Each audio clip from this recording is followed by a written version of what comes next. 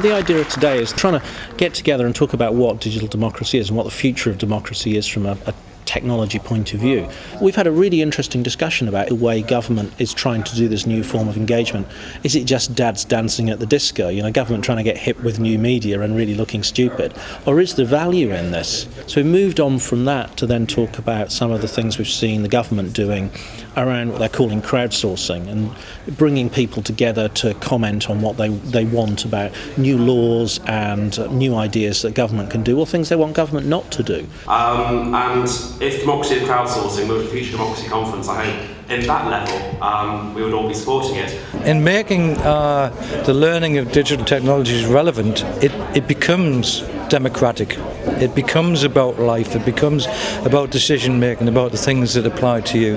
It's about people doing things that are relevant to them. It gets them talking to figures of authority, decision makers, people that can change things. We run a program called Apps for Good, where young people learn to create apps that change their world. So we're asking people what they're worried about, and I think there are different things. Some of them feed into politics, some of them don't.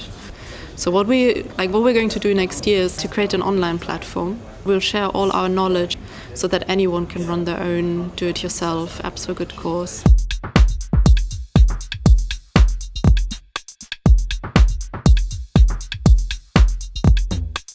A few years ago I chaired the National Project for Local E-Democracy, and we had a number of projects in there.